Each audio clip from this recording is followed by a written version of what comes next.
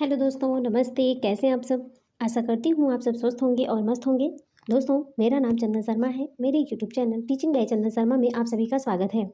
तो दोस्तों, आज हम बात करेंगे यूपी ट्रिपल एस सी पेट 2023 का जो अभी एग्जाम होने वाला है, उसके लिए बहुत ही इंपॉर्टेंट प्रैक्टिस सेट लेकर आई हूँ। तो आप लोग इस वीडियो में लास्ट तक बने रहिएगा और ज़्यादा से ज़्यादा लोगों को शेयर कीजिएगा। सभी टॉपिक के अभ्यास प्रश्न हैं, तो आप इस वीडियो में लास्ट तक बने रहिएगा। बहुत ही इंपॉर्टेंट क्लास है, आप इस क्लास को बिल्कुल भी मिस मत कीजिए। जिसका भी यूपी पेट का जो एग्ज़ाम है अभी 10 अक्टूबर को होने वाला है, उसके लिए बहुत ही ज़्यादा इंपॉर्टेंट है। यहाँ से आप प्रैक्टिस सेट चालू कर सकते हैं और प्रैक्टिस से आप अनुमान लगा सकते हैं कि आपके कितने स्कोर आ रहे हैं। ठीक है, आपको क्वालिफाई ही नहीं करना, आपको अच्छे नंबर लेकर आना है, जिससे कि जो हमारी वैकेंसी आएगी उसमें आप एलिजिबल हो सकें। तो चलिए दोस्तों, हम चलते हैं अपने क्वेश्चन की तरफ। मेरा फर्स्ट क्वेश्चन है कि मुगल भारत में अंग्रेजों के व्यापार की सर्वाधिक महत्वपूर्ण वस्तु क्या थी? मुगल भारत में अंग्रेजों के व्यापार की सर्वाधिक महत्वपूर्ण वस्तु क्या थी? ऑप्शन ए है सूती वस्त्र, ऑप्शन बी है नील, ऑप्शन सी है अफीम, ऑप्शन डी है चाय।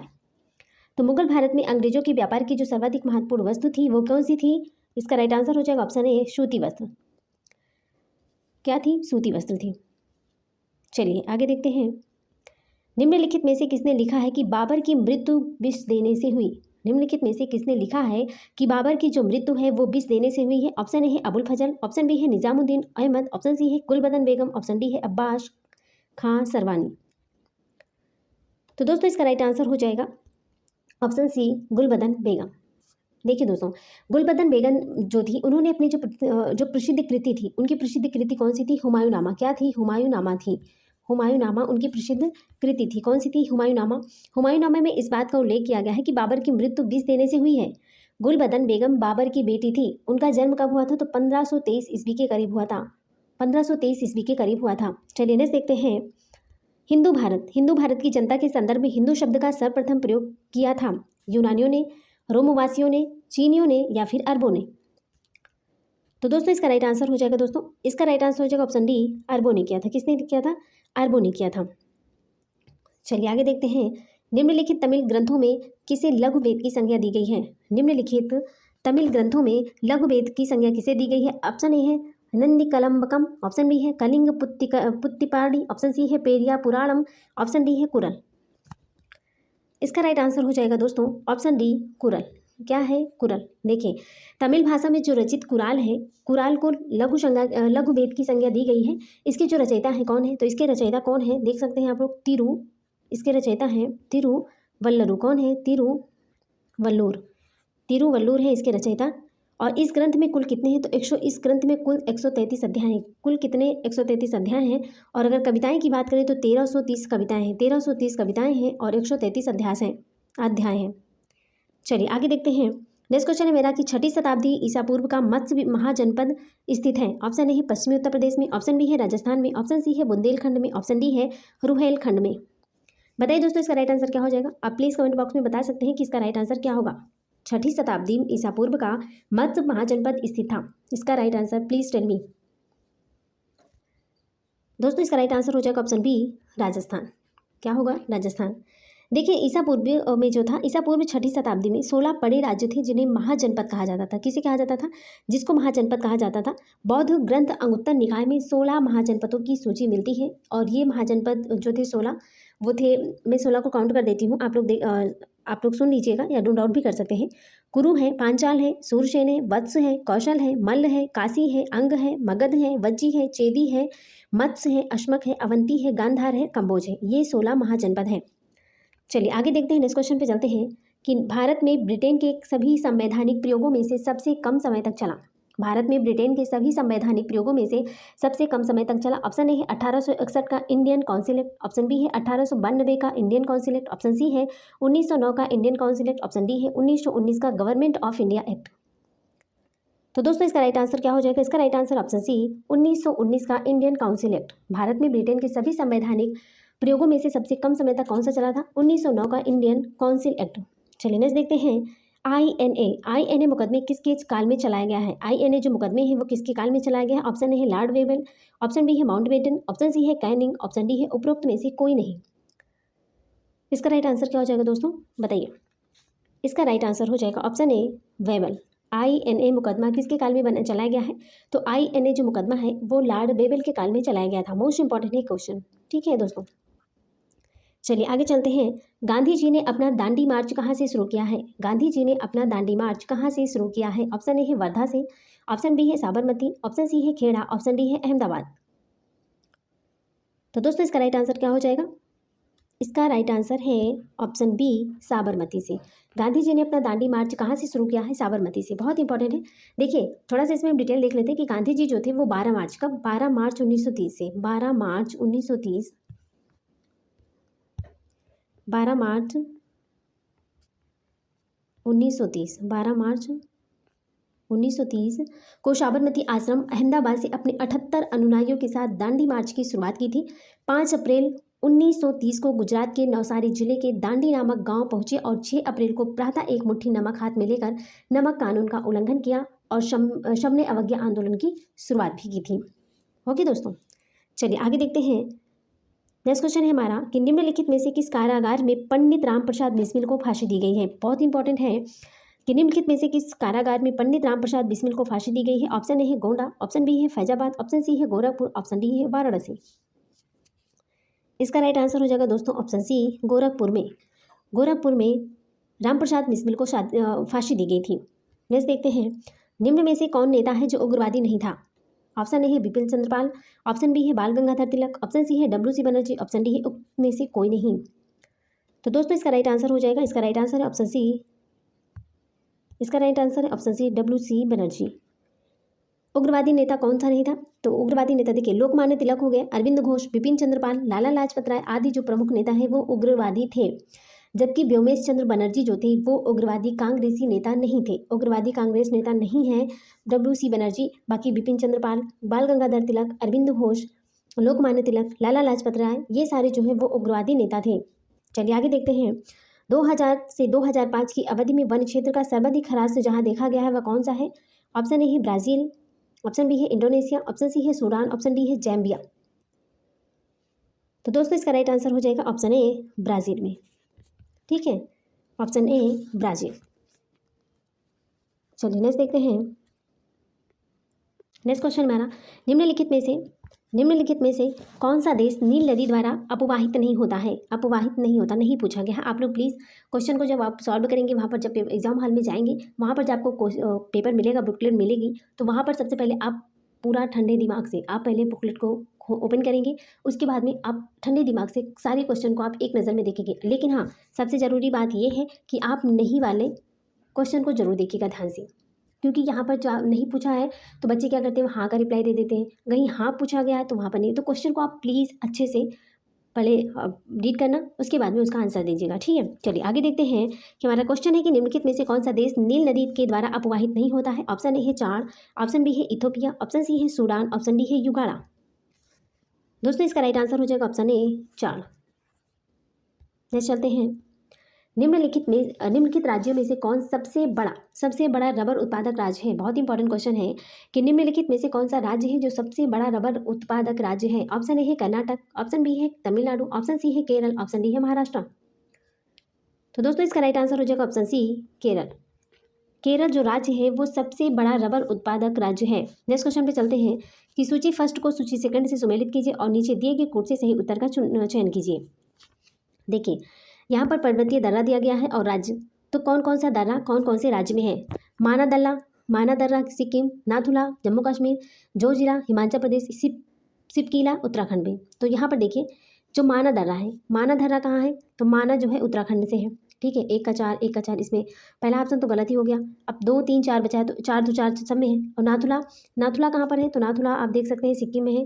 बी का फर्स्ट इस अब 2, सेकंड ऑप्शन भी कट गया, बचा थर्ड और फोर्थ। तो देख सकते हैं अब जो जिला कहाँ पर है? तो जो जिला है जम्मू कश्मीर। जो जिला कहाँ पर है? जम्मू कश्मीर में। तो सी का दूसरा कहाँ पर है? देखिए इसमें है ना, ऑप्शन सी में। तो सी इज़ द राइट आंसर। यहीं से देख सकते हैं सी इज़ द राइट आंसर। इसका हो जाएगा सी इज़ द राइट आंसर। चलिए आगे देखते हैं। बीबी गिरी राष्ट्रीय श्रम संस्थान स्थित है। ऑप्शन ए है नोएडा में, ऑप्शन बी है नई दिल्ली में, ऑप्शन सी है गाजियाबाद में, ऑप्शन डी है गुरुग्राम में।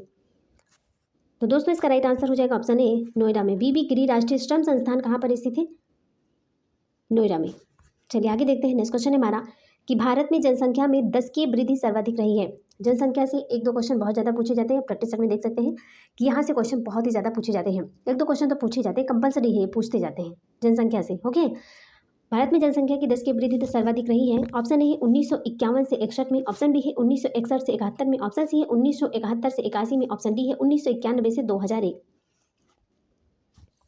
तो दोस्तों इसका राइट आंसर हो जाएगा ऑप्शन बी 1967 से 1961 से 71।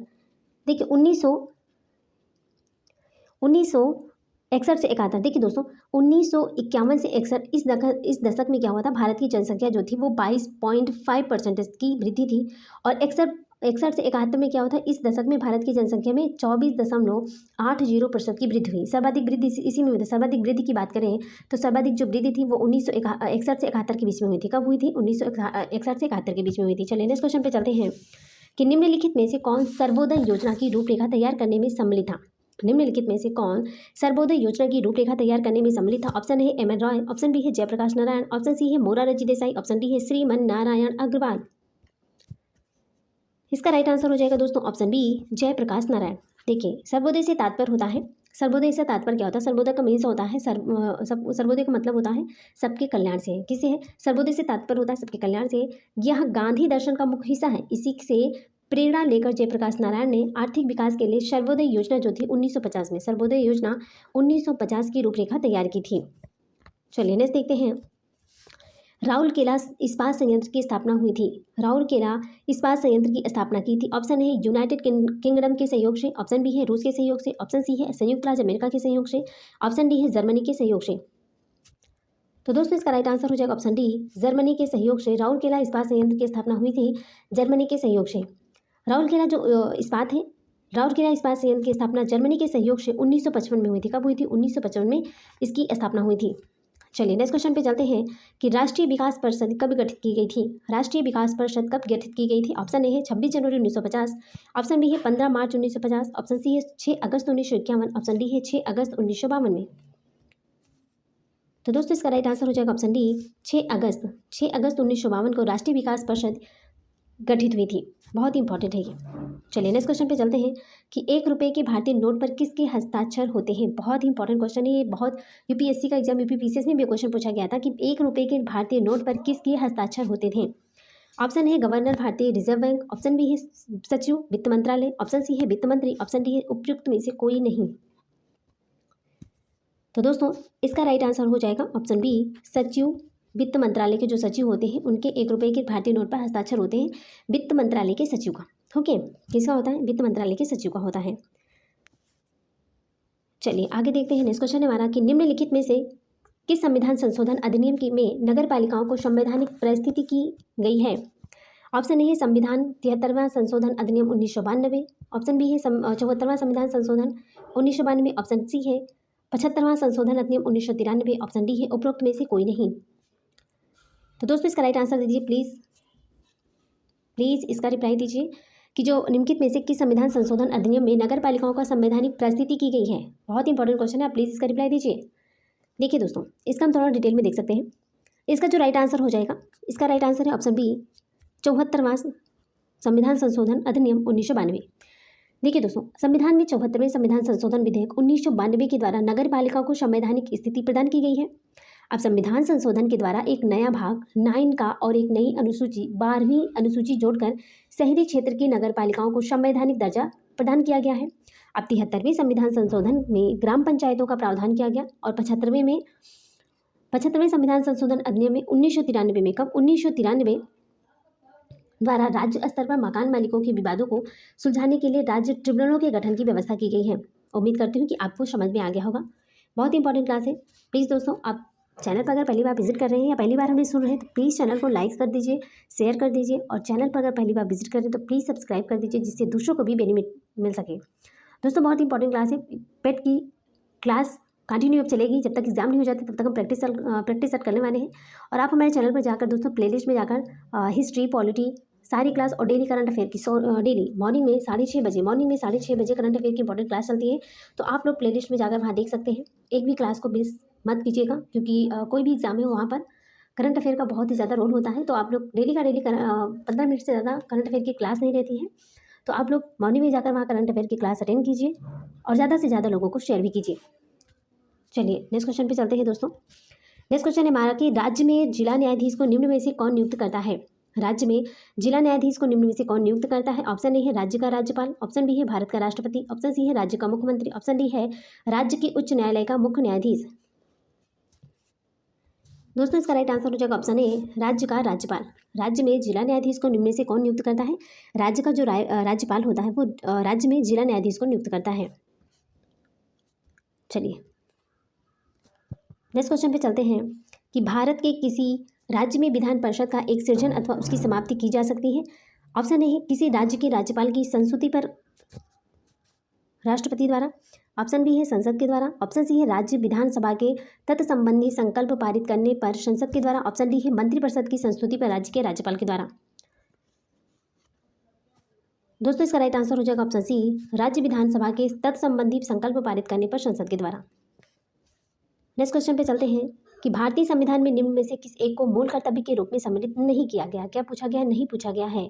तो भारतीय संविधान में निम्न में से किस एक को मूल कर्तव्य के रूप में सम्मिलित नहीं किया गया है? ऑप्शन ए है उन उच्च आदर्शों का आदर व पालन करना जिन्होंने हमारे राष्ट्रीय संग्राम को प्रेरित किया था, ऑप्शन बी है वैज्ञानिक स्वभाव मानवतावाद की जांच और सुधार की भावना विकसित करना, ऑप्शन सी है अल्पसंख्यकों की रक्षा करना, ऑप्शन डी है सार्वजनिक संपत्ति की रक्षा करना और हिंसा का त्याग करना।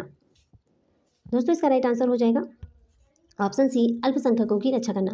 भारतीय संविधान में निम्न में से किस एक को मूल कर्तव्य के रूप में सम्मिलित नहीं किया गया है? तो अल्पसंख्यकों की रक्षा करना इसको सम्मिलित नहीं किया गया है। चलिए नेक्स्ट क्वेश्चन पे चलते हैं कि भारतीय संविधान की 7वीं अनुसूची के अंतर्गत संघ सूची में निम्नलिखित में से किसका उल्लेख नहीं है? ऑप्शन ए है बैंकिंग, ऑप्शन बी है बीमा, ऑप्शन सी है जनगणना, ऑप्शन डी है गैस। तो दोस्तों इसका राइट आंसर क्या हो जाएगा? इसका राइट आंसर हो जाएगा ऑप्शन डी गैस। देखिए संविधान जो है संविधान की 12वीं अनुसूची के अंतर्गत 12वीं अनुसूची में 7वीं अनुसूची के अंतर्गत 3 भाग होते हैं जिन्हें संघ सूची कहते हैं, राज्य सूची, समवर्ती सूची। तीनों नाम से जानते हैं, संघ सूची, राज्य सूची और समवर्ती सूची के नाम से जानते हैं। संघ सूची में क्या है, संघ में क्या है तो अब तक के 97 हैं, अब मिला के टोटल 100 हो गए। राज्य सूची में 61 हो गए और समवर्ती सूची में 52 विषय सम्मिलित हैं। संघ सूची के अंतर्गत कौन कौन आते हैं? प्रतिरक्षा है, विदेश कार्य है, बैंककारी, बीमा, करेंसी और सिक्के, जनगणना, बैंकिंग संघ के शुल्क और कर सम्मिलित है। राज्य सूची में बात करें तो वहीं पर लोक व्यवस्था, पुलिस, लोक स्वास्थ्य, कृषि, वन, मत्स्यिकी आदि शामिल है। समवर्ती सूची में दांडिक विधि में और प्रक्रिया, सिविल प्रक्रिया, विवाह, संविदा, श्रम कल्याण, शिक्षा आदि विषय आते हैं। उम्मीद करती हूँ कि आपको राज्य, संघ, समवर्ती तीनों समझ में आ गया होगा। चलिए आगे चलते हैं। नेक्स्ट क्वेश्चन है हमारा, आगे देखते हैं। नेक्स्ट क्वेश्चन हमारा कि सूची फर्स्ट को सूची सेकंड से सुमेलित कीजिए और नीचे दिए गए कोड का सही उत्तर चुनिए। ऑप्शन ए है तुर्करूपी, कुंभरूपी, शंखरूपी, कंदिल। तो देखिए दोस्तों ये जो तुर्करूपी है ना, तुर्करूपी, ये तुर्करूपी जो होता है वो तुर्की कैसे होता है, मूली जो होता है तुर्करूपी होता है। कुंभी कैसा होता है तो कुंभी जो होता है ना वो सलजम कुंभरूपी होता है। शंखरूपी जो होता है, शंखरूपी का होता है, शंखरूपी जो होता है वो गाजर होता है। कंदिल जो है डहेलिया है। तो आप देख सकते हैं कि ए का दूसरा, ए का दूसरा, ये देखिए आप ऑप्शन में ही ए में सिर्फ एक ही है ना दूसरा ऑप्शन, तो option B is the right answer हो जाएगा। Option B is the right answer. चलिए नेक्स्ट क्वेश्चन पे चलते हैं। श्वसन में ऊर्जा उत्पादित होती है। ऑप्शन ए है एडीपी के रूप में, ऑप्शन बी है एटीपी के रूप में, ऑप्शन सी है एनएडीपी के रूप में, ऑप्शन डी है सीओटी के रूप में। तो दोस्तों इसका राइट आंसर हो जाएगा ऑप्शन बी एटीपी के रूप में श्वसन में ऊर्जा उत्पादित होती है। चलिए नेक्स्ट क्वेश्चन पे चलते हैं कि वायुमंडल की ओजोन परत वर्षा करती है, प्रदूषण उत्पन्न करती है, पराबैंगनी विकिरण से पृथ्वी पर जीवन की रक्षा करती है या फिर हाइड्रोजन उत्पन्न करती है। तो दोस्तों इसका राइट आंसर हो जाएगा ऑप्शन सी पराबैंगनी विकिरण से पृथ्वी पर जीवन की रक्षा करती है। वायुमंडल में जो ओजोन परत है, वायुमंडल में ओजोन परत क्या करता है तो वायुमंडल में जो ओजोन परत है ये पराबैंगनी विकिरण से पृथ्वी पर जीवन की क्या करता है, रक्षा करता है। चलिए आगे देखते हैं। नेक्स्ट क्वेश्चन हमारा, सूची फर्स्ट को सूची सेकंड से सुमेलित करें और सूचियों के नीचे दिए गए कूट से सही कूट चुनिए। चलिए आगे देखते हैं इसका कूट क्या है। देखिए सूची फर्स्ट है, सूची सेकंड है। कृत्रिम रूप से फलों को पकाना, बेकिंग सोडा, शीतल पेय और है क्वार्ट्ज। तो आप देख सकते हैं दोस्तों यहाँ पर हम सूचियों को फर्स्ट सुमेलित करते हैं। यहाँ पर देख सकते हैं जो कृत्रिम रूप से फलों का पकाया जाना क्या है तो कृत्रिम रूप से फलों को पकाया जाना जो है वो एथिलीन से है। क्या किसे है, एथिलीन। तो ए का तीसरा कहाँ पर है, दो ऑप्शन में, तो ऑप्शन डी और सी तो गलत हो गया। ठीक है, कृत्रिम रूप से फलों को पकाना क्या है, एथिलीन है। अब एक और दो में देखते हैं कौन सा आंसर सही है। बेकिंग सोडा किसे कहते हैं तो बेकिंग सोडा सोडियम बाइकार्बोनेट को कहते हैं। किसे, सोडियम बाइकार्बोनेट का, तो बी का चौथा बी सही है। चलो देखते हैं। शीतल पेय, कार्बन डाइऑक्साइड को शीतल पेय कहते हैं और क्वार्जेट सोडियम सिलिकेट को क्वार्ट्ज कहते हैं। तो यहाँ पर राइट आंसर क्या हो जाएगा दोस्तों? 4 का दूसरा हो जाएगा ना, 4 का दूसरा, option B is the right answer. Option B is the right answer, option B is the right answer. Next question पे चलते हैं कि दृष्टिपटल रेटिना पर जो चित्र बनता है वह वस्तु के बराबर होता है पर उल्टा होता है, वह वस्तु से छोटा होता है वह सीधा होता है, वह वस्तु से छोटा होता है वह उल्टा होता है, वह वस्तु के बराबर होता है और सीधा होता है। तो दोस्तों इसका राइट आंसर हो जाएगा ऑप्शन सी, वह वस्तु से छोटा होता है और उल्टा होता है। रेटिना पर जो चित्र बनता है ना, रेटिना पर अगर जो चित्र बनता है वो वस्तु से छोटा होता है और वो उल्टा होता है। चलिए नेक्स्ट क्वेश्चन पे चलते हैं कि 2 अंकों की एक संख्या के अंकों का योग 11 है। यदि अंकों के स्थान आपस में बदल दिए जाएं तो संख्या 63 कम हो जाती है। संख्या ज्ञात कीजिए। देखिए दोस्तों, हम यहाँ पर डिटेल में कैसे आपको बताएं, क्योंकि यहाँ पर हमारे पास तो मतलब कि स्पेस ही नहीं है। चलिए यहाँ पर थोड़ा सा देख लेते हैं। देखिए, अगर हम बात करते हैं 2 अंकों की एक संख्या, तो माना कि जिसे 2 अंकों की एक संख्या के अंकों का योग कितना है? 11 है। अंकों का योग कितना है? 11 है। यदि अंकों के स्थान आपस में बदल दिए जाएं तो संख्या 63 कम हो जाती है। संख्या ज्ञात कीजिए। देखो दोस्तों, माना संख्या के दहाई का अंक x है और इकाई का अंक दहाई का अंक x है और इकाई का अंक क्या है? y है, और संख्या हो जाएगा 10x + y। संख्या क्या हो जाएगा? 10x + y। अब x + y = हो जाएगा 11। ये समीकरण नंबर 1 हो गया, मान लेते हैं। फिर आगे डिस्कस करेंगे, इसमें तो होगा ही नहीं। आगे देखेंगे कि 10y + x = 10x + y - 63। तो ये अगर हम इसको माइनस करेंगे तो हो जाएगा 9x - 9y = 63। तो x - y = हो जाएगा 7। ठीक है, क्योंकि यहाँ से 9 × 7 = 63 हो जाएगा। अब ये समीकरण नंबर 2 हो गया। समीकरण 1 था, देखिए समीकरण ही देख लेते हैं। समीकरण 1 है x + y = 11। समीकरण 2 हो गया है x - y = 7। अब इन दोनों समीकरणों को आपस में जोड़ देंगे y से y कैंसिल हो जाएगा। यहाँ पर हो जाएगा 2x = हो जाएगा 18, x बराबर हो जाएगा 9। अब समीकरण 1 में x का मान रख देंगे, y का मान भी नहीं, तो y का मान हमारा आ जाएगा 2। अब संख्या कितनी थी हमारी? जो संख्या बनी थी वो थी 10x + y है। अब हो जाएगा x का मान कितना था? x का मान था 9 और y का मान कितना था? 2। अब इसको टोटल काउंट कर लेंगे, हो जाएगा 92। 92 is the right answer. Option B is the right answer. Option B is the. चलिए आगे देखते हैं। देखिए दोस्तों, दूसरा क्वेश्चन आ गया है। हमारा क्वेश्चन है √2 + √2 + √2 इसका मान क्या होगा? तो बेसिकली आप यहाँ से जान सकते हैं। ऐसे ही अगर आप ट्रिक के माध्यम से देखना चाहें, ट्रिक में अगर 2 है तो जो अंडर रूट में 2 है, तो अगर इसको हम ट्रिक के माध्यम से देखेंगे तो इसमें वैसे 2 आ जाएगा। ठीक है, 2 का 2 ही हो जाएगा। इसका राइट आंसर हो जाएगा option C is the right answer. चलिए नेक्स्ट देखते हैं। नेक्स्ट क्वेश्चन है, अयोध्या सिंह उपाध्याय हरिओ जी का प्रसिद्ध रचना कौन सी है? ऑप्शन ए है झरना, ऑप्शन बी है प्रिय प्रवास, ऑप्शन सी है प्रेम प्रलाप, ऑप्शन डी है अंधा युग। दोस्तों इसका राइट आंसर क्या हो जाएगा? इसका राइट आंसर हो जाएगा ऑप्शन बी प्रिय प्रवास। बहुत ही इंपॉर्टेंट है प्रिय प्रवास। देखिए दोस्तों, अयोध्या सिंह उपाध्याय हरिओ की जो प्रसिद्ध रचना है प्रिय प्रवास, ये बहुत ही ज़्यादा इंपॉर्टेंट है। बात करते हैं झरना, तो झरना जो है जयशंकर प्रसाद की है, और प्रेम प्रलाप जो है भारतेंदु हरिश्चंद्र की है, अंधा युग जो है धर्मवीर भारती की है। बहुत इंपॉर्टेंट है। चलिए आगे देखते हैं। नमक मिर्च लगाना, इस मुहावरे के उचित अर्थ का चयन करें। नमक मिर्च लगाना, ईर्ष्या करना, बढ़ा चढ़ाकर कहना, तीखा खाना या फिर गुस्सा दिलाना। इसका राइट आंसर हो जाएगा दोस्तों ऑप्शन बी बढ़ा चढ़ाकर कहना नमक मिर्च लगाने की जैसा होता है। चलिए नेक्स्ट क्वेश्चन पे चलते हैं कि निम्नलिखित प्रश्न में 4 विकल्पों में से उस विकल्प का चयन करो जो सही संधि विच्छेद वाला विकल्प है।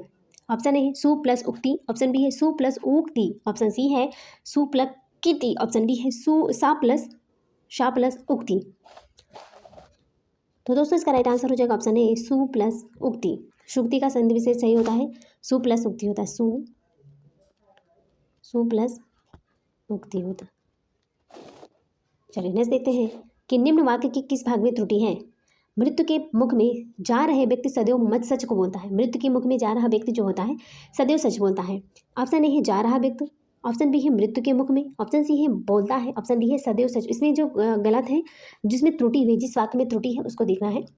तो दोस्तों इसका राइट आंसर हो जाएगा सदैव सच बोलता है। इसका राइट आंसर हो जाएगा ऑप्शन डी, क्योंकि इसमें त्रुटि है। देखिए दोस्तों, जो अशुद्ध भाग के रूप में अगर सदैव सदैव सच को चिन्हित किया गया है, सदैव सच को क्या गया है, सदैव सच को चिन्हित किया गया है। वाक्य का शुद्ध रूप है, मृत्यु के मुख में जा रहा व्यक्ति सदैव सच बोलता है। क्या करता है? सदैव सच बोलता है। चलिए नेक्स्ट देखते हैं कि मोक्ष की इच्छा रखने वाला क्या कहलाता है। मोक्ष की इच्छा रखने वाला क्या कहलाता है? ऑप्शन ए है कर्मठ, ऑप्शन बी है मुमुक्षु, ऑप्शन सी है उत्सुक, ऑप्शन डी है जिज्ञासु। इसका राइट आंसर बताइए दोस्तों। बहुत ही सिंपल सवाल है, तो आप लोग इसका रिप्लाई तो दे ही सकते हैं। मोक्ष की इच्छा रखने वाले को क्या कहते हैं बताइए, फटाफट इस रिप्लाई दीजिए।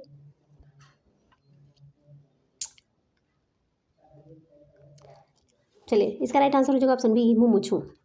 मोक्ष की इच्छा रखने वाले को मुमुक्षु कहते हैं। देखिए मोक्ष की इच्छा रखने वाले को मुमुक्षु कहते हैं, और कार्य में संलग्न रहने वाला उसको कहते हैं कर्मठ, और जानने की इच्छा रखने वाले को उत्सुक कहते हैं या फिर जिज्ञासु कहते हैं। क्या कहते हैं? जिज्ञासु। जानने की इच्छा रखने वाले को जिज्ञासु कहते हैं। ठीक है, चलिए आगे देखते हैं। तो दोस्तों यहाँ पर आप देख सकते हैं कि अब हम पैसेज इंग्लिश के भी, क्योंकि इंग्लिश के भी क्वेश्चन पूछे जाएंगे, वहाँ पर 5 क्वेश्चन तो मिनिमम 5 क्वेश्चन पूछे ही जाते हैं।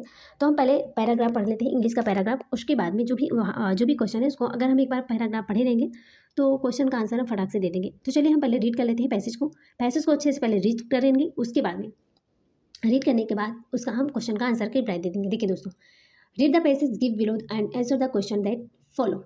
देखिए दोस्तों, there was a moment in India's second inning when England reviewed an LBW decision. The score was 62 for 3. The batsman was India's Atlas, Virat Kohli, and the bowler was England's terrier prodigy Sam Curran. Kohli, batting well outside his creases, had taken a big stride forward and through the ball hit his back leg. Ball tracking so that it would have sailed over the stumps against another batsman. The English captain might have let the not out decision pass, but this was not another batsman. It was as a commentator murmured a Kohli review. Bowling at Kohli must feel like hurling yourself against a grinning Mephistopheles. When Curran and Barriston went up appeal and tensity debates reviewing the umpire's verdict, Kohli smiled knowledgeably at them. At most, was if he was in disinterested spectator enjoying their dilemma. Science fantasy novels are full of feudal warriors transported by combat into a state of battling joy in the real world. If Test cricket qualifies as the real world, Kohli is the close that we are likely to get to the brink. Kohli's defining characteristic is that at no point does he drain himself in for fear the failure might sew him up. Take the infamous big drop send off that he gave as opposite number joy route during the ODIS route had actually mimicked singers who dropped their microphones after stellar performance, as if to suggest that there was an impossible act to follow.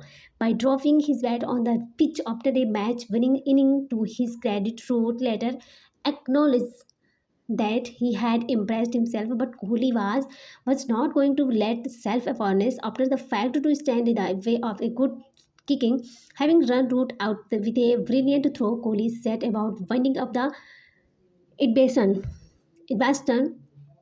He below kisses at Trude put his finger to his mouth to mock silence the crowd. Mimi dropping a mouthed big drop before inviting Rude to deep. Kohli understand that while cricket is a team sport, it's a set pieces action batsman with bowler is an individual contest. The whole point to be a great batsman is to win this contest, to comfort Anderson, his nemesis, to comfort Rude, the opposing captain, and a great contemporary, to have words with sliding wicket-keeper and slip fielders greening all the field is not unnecessary aggro it the game itself. चलिए आगे देखते हैं दोस्तों। Question है मेरा कि what according to Virat Kohli is the key to becomes a great cricketer. Option A है he believes that all cricketers must blow kisses at the opposite team and मिमो movement to embarrass the opposing team. Option B है he believes that he should take off his shirts and throw his cricket bat on the pitch. Option C है he believes that while cricket is a team sport its set pieces action. Batsman vs bowler is an individual contest that must be won. He believes that aggression is the only things needed to become a great cricketer. तो इसका right answer क्या हो जाएगा दोस्तों? इसका right answer हो जाएगा option C. Option C is the right answer. चलिए नेक्स्ट कर चलते हैं। Fill in the blanks with the correct preposition पूछा गया। क्या प्रीपोजिशन पूछा गया है कि इसमें जो सही प्रीपोजिशन है उसको फिल कीजिए। I tired, fill in the blanks, relieves them, fill in the blanks their poverty. Option A है टू विथ, ऑप्शन बी है टू ऑफ, ऑप्शन सी है बाई फॉर, ऑप्शन डी है इनटू विथ। तो दोस्तों इसका right answer हो जाएगा option B, to of. Next question पे चलते हैं। Fill in the blanks, you please help my son, can, was able to, could या फिर कैन नॉट। दोस्तों इसका राइट आंसर हो जाएगा ऑप्शन सी, कुड। देखिए दोस्तों नेक्स्ट क्वेश्चन हमारा, choose the correct indirect form of the sentence. The policeman said please move this car. इसका राइट आंसर क्या हो जाएगा? इसका राइट आंसर हो जाएगा दोस्तों option B is the right answer. देखिए इसका जो इनडायरेक्ट होता है, the policeman requested me to move the car. ठीक है, option B is the right answer. चलिए नेक्स्ट क्वेश्चन पे चलते हैं कि select the active form of the following sentences. That wall is being built by the mason. इसका right answer क्या हो जाएगा दोस्तों? इसका राइट आंसर है option C. Option C is the right answer. The wall is being built by the machine. तो इसका right answer, the machine is building the wall. Next question पे चलते हैं। यदि पाइप को 16, 91, 65 लिखा जाता है तो श्वान को अंतिम अक्षर क्या होगा? श्वान का अंतिम अक्षर क्या होगा? एन। श्वान का अंतिम अक्षर क्या होगा?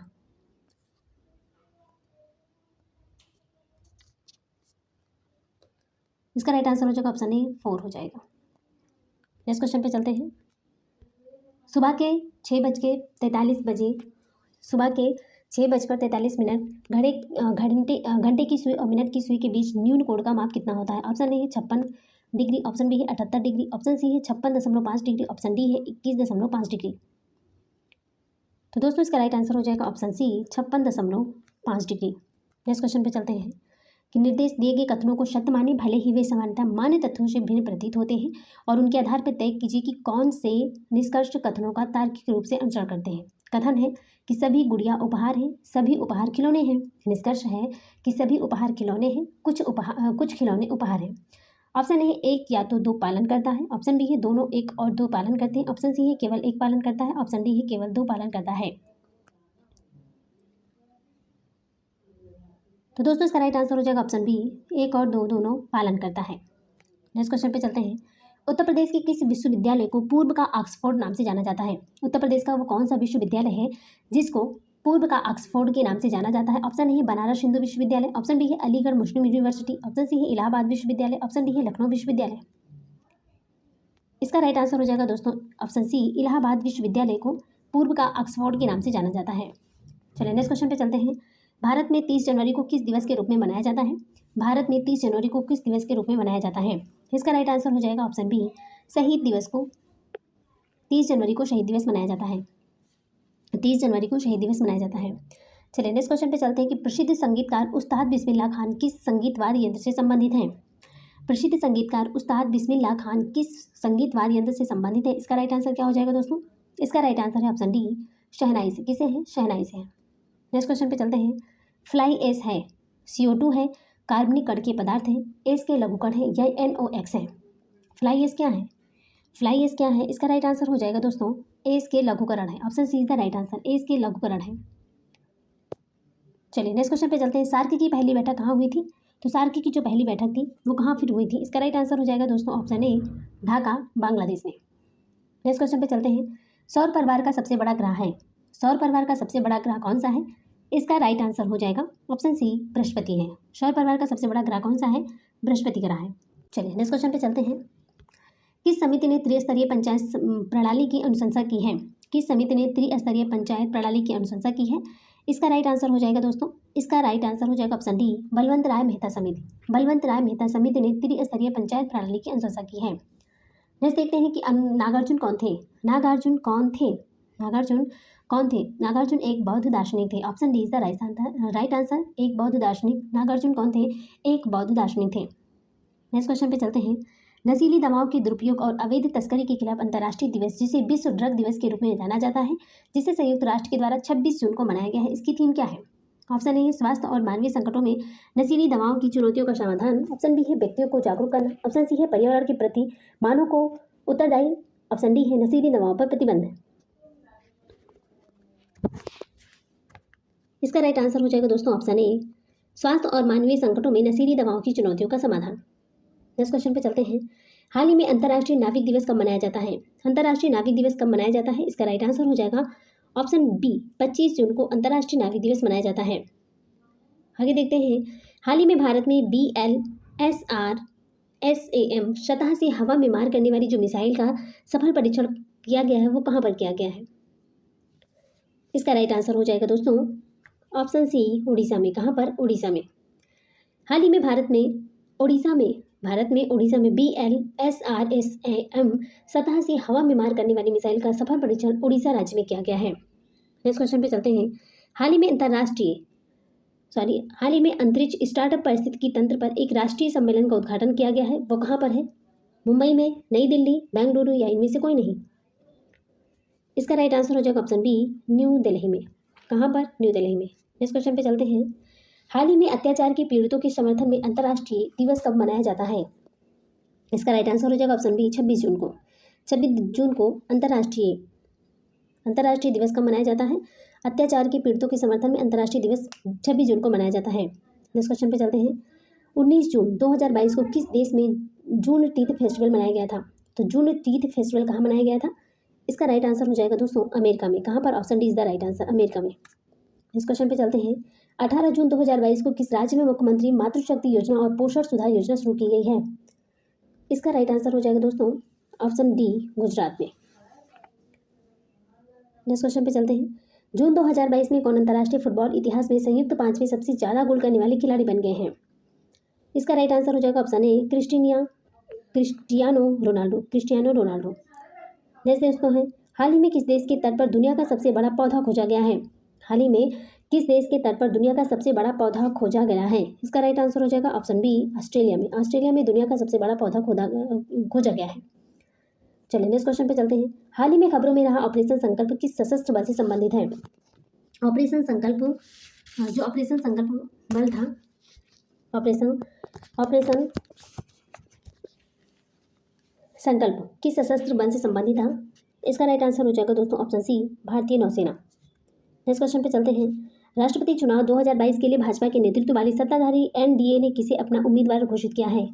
इसका राइट आंसर हो जाएगा ऑप्शन बी, थावर चंद गहलोत को। इसका राइट आंसर हो जाएगा ऑप्शन ए, राष्ट्रपति द्रौपदी मुर्मू, जो प्रेजेंट टाइम में राष्ट्रपति हैं द्रौपदी मुर्मू। चलिए आगे देखते हैं। हाल ही में जानी मानी शख्सियत कृष्ण कुमार कुनाथ का निधन हो गया, वे कौन थे? जो कृष्ण कुमार कुनाथ थे, इनका निधन हो गया, ये कौन थे? तो ये एक गायक थे। Option B is the right answer, ये एक गायक थे। नेक्स्ट देखते हैं। देखिए दोस्तों, अब हम हिंदी के क्वेश्चन को देख लेते हैं फटाफट। देखिए, प्रेम की भाषा शब्द रहित है, नेत्रों की, कपोलों की, मस्तिष्क की भाषा भी शब्द रहित है, जीवन का तत्व भी शब्द से परे है। सच्चा आचरण, प्रभावशील, अचल स्थिति, संयुक्त आचरण न तो साहित्य के लंबे व्याख्यानों से गढ़ा जा सकता है, न वेद की श्रुतियों के मीठे उपदेश से, न अंजील से, न कुरान से, न धर्म चर्चा से, न केवल सत्संग से। जीवन के आड़न में घुसे हुए पुरुष के हृदय पर प्रकृति और मनुष्य के जीवन में मौन व्याख्यानों के यत्न से सुनार के छोटे हथौड़ों की मंद चोटों की तरह आचरण का रूप प्रत्यक्ष होते हैं। अब मैंने इसको फटाफट पढ़ लिया क्योंकि बहुत ही ज़्यादा लंबी वीडियो हो रहा है, तो इसलिए हम फटाफट कर लेते हैं जल्दी से क्वेश्चन। ठीक है दोस्तों, मेरा जो पहला क्वेश्चन है कि प्रेम की भाषा है, इसका राइट आंसर हो जाएगा दोस्तों, प्रेम की भाषा है शब्द रहित। कैसी है? शब्द रहित है। अरण्य का शाब्दिक अर्थ क्या होता है? तो अरण्य का जो शाब्दिक अर्थ होता है ये जंगल है। अरण्य का शाब्दिक अर्थ क्या होता है? जंगल है। चलिए नेक्स्ट देखते हैं। यत्न से आशय है। यत्न से आशय क्या है? तो इसका राइट आंसर हो जाएगा यत्न से आशय है प्रयास। यत्न से किससे आशा है? प्रयास से। नेक्स्ट देखते हैं। गद्यांश में किसकी महिमा का वर्णन किया गया है? तो गद्यांश में किसका वर्णन किया गया है? ऑप्शन ए, आचरण का। गद्यांश में आचरण की महिमा का वर्णन किया गया। किसकी? आचरण की महिमा का। चलिए नेक्स्ट देखते हैं। गद्यांश का उपयुक्त शीर्षक होगा। गद्यांश का जो उपयुक्त शीर्षक है वो कौन सा है? ऑप्शन ए है प्रेम की भाषा, ऑप्शन बी है जीवन का आचरण, ऑप्शन सी है सच्चा आचरण, ऑप्शन डी है मौन व्याख्यान। इसका राइट आंसर है ऑप्शन सी, सच्चा आचरण। गद्यांश का जो उपयुक्त शीर्षक है वो क्या है? सच्चा आचरण है। चलिए नेक्स्ट क्वेश्चन पे चलते हैं। अब फिर हमारा एक गद्यांश आ गया है, इसको हम फटाफट पढ़ लेते हैं। क्या आपने कभी इस बात पर गंभीरतापूर्वक विचार किया है? क्या आपने कभी इस बात पर गंभीरतापूर्वक विचार किया है कि आज हम जो कुछ भी हैं उसमें किस किस का योगदान है? माता का, मातृभूमि का, मातृभाषा का, या फिर इन सब का? एक जननी हमें जन्म देती है, एक के आंगन में खेल कूद कर खा पी कर हम पुष्ट होते हैं, और एक हमें अपने विचारों, भावों इत्यादि को प्रकट करने की शक्ति देती है। इसी शक्ति के अभाव में हमें गूंगे और बहरे बनकर रह जाते हैं। यह शक्ति हम पर पूर्ण रूप से मनुष्य बनाने का उपकार करती है। इस उपकार का ऋण हम पर सबसे अधिक है। हम ऋण से मुक्त होने के लिए हमें सच्चे मन से इसकी सेवा करनी चाहिए। विदेशी भाषा के सम्मुख इसका तिरस्कार नहीं करना चाहिए, तभी हम अपनी मातृभाषा के सच्चे सपूत कहलाएंगे। किंतु यह काम इतनी सरल नहीं है, यह काम तो तलवार की धार पर चलने का है। तो चलिए इसका क्वेश्चन होता है, अपने मन की बात कहने की शक्ति हमें किससे मिलती है? मातृभूमि से, मातृभाषा से, माता से, या फिर राष्ट्रमाता से, राष्ट्रभाषा से? दोस्तों इसका राइट आंसर हो जाएगा ऑप्शन बी, मातृभाषा से। किससे? मातृभाषा से। अपने मन की बात कहने, अपने मन की जो बात होती है, अपने मन की बात को कहने की शक्ति में किससे मिलती है? मातृभाषा से।